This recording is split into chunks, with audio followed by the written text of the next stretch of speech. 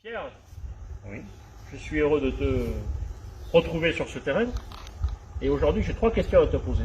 La première, est-ce que tu penses que les Florentins sont suffisamment sportifs? Ce que je pense. Et est-ce que ces Florentins ont un intérêt particulier à pratiquer le sport? Je pense que les Florentins ont un intérêt particulier à pratiquer du sport parce que le sport, c'est la vie et c'est bon pour la santé. Et le sport, il y a une étude qui a été lancée et on s'est aperçu que une personne sur 2 ne pratiquait pas de sport, si tu veux, au niveau, il faut 2h30 de pratique de sport dans la semaine. Et on se trouve plein de raisons pour ne pas pratiquer de sport.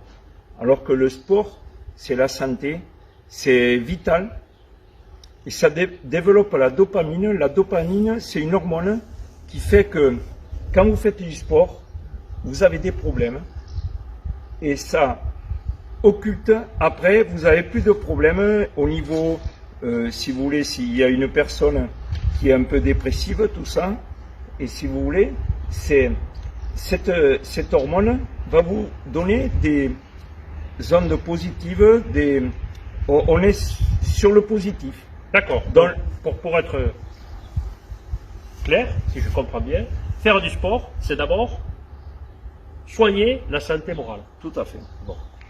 Et alors, si les Florentines et les Florentins retiennent notre liste et nous élisent à la ville de Florence, quelle sera notre politique vis-à-vis des associations sportives et quelle sera notre politique vis-à-vis des infrastructures sportives?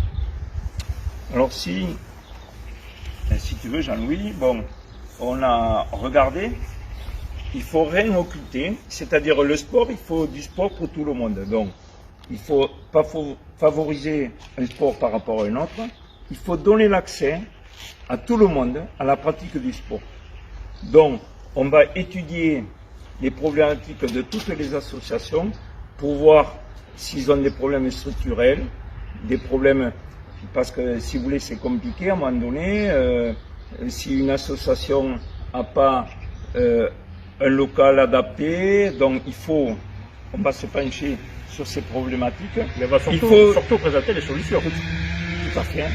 Et on va essayer de répondre à toutes les attentes des associations. Très bien. Et les attentes, ça va faire que on va prendre au cas par cas, autant que ça faire se peut, on va répondre à toutes les attentes de ces associations. Voilà. Très bien. Alors pour faire la transition avec les associations culturelles, je propose de faire quelques pas en direction du centre-ville, et donc pour faire la jonction avec les associations culturelles. Donc on a beaucoup travaillé sur notre liste, et nous avons, et d'ailleurs j'ai vu que ça a été repris par certains de nos contradicteurs. Depuis maintenant plus de 2 ans, je suis en négociation pour essayer de racheter la friche industrielle du centre-ville dans lequel, et c'est pour ça que je parle de transition avec la culture, il y aura à la fois les associations culturelles et les associations sportives sur un mur d'escalade, un espace de musée de la Seconde Guerre mondiale, puisqu'on a déjà entamé des négociations pour que cet espace lui soit réservé.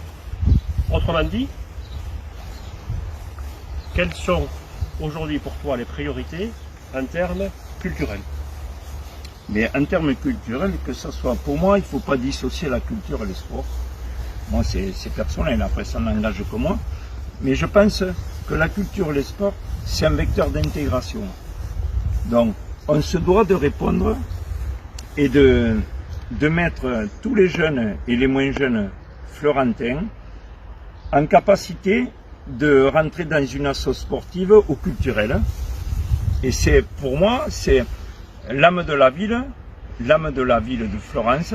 C'est fait de jeunes et des moins jeunes qui pratiquent du sport, qui pratiquent du culturel, Et on a besoin de ça. On a besoin de tout, de l'économie, du culturel, du sport.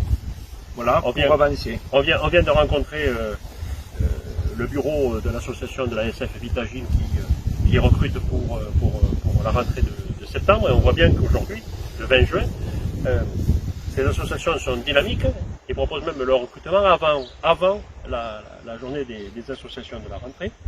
Donc, ce sont des associations qui se réinventent.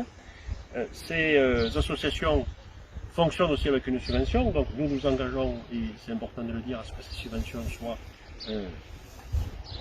au minimum les mêmes, voire confortées dans certains cas, dans certaines manifestations exceptionnelles, que tous les membres de ces associations sportives et culturelles soient rassurés sur ce sujet. C'est important de bien faire passer le message parce que c'est notre volonté. Je part du principe que ce sont les associations qui font vivre une ville par les membres, par les activités, on voit bien, lorsqu'il y a des matchs, lorsqu'il y a des manifestations culturelles, lorsqu'il y a le festival du ciel et de l'espace ou autre, on ne peut pas tous les citer, le cuivropholisme a été très impliqué. Donc quel est pour toi le mot de la fin sur ce sujet sportif et culturel? Alors, sur l'aspect sportif et culturel, on sera derrière toutes les associations, sans discrimination, et si vous voulez, le sport, la culture, il ne faut pas dissocier. Et c'est au niveau de Florence, c'est un poumon de la ville de Florence. Donc on se doit de répondre à l'attente de ces associations et on sera toujours derrière eux pour les aider. Voilà, parce qu'ils ont besoin qu'ils se sentent accompagnés. On les accompagnera pour finaliser leur projet et on sera toujours derrière eux. Voilà. Merci Pierre.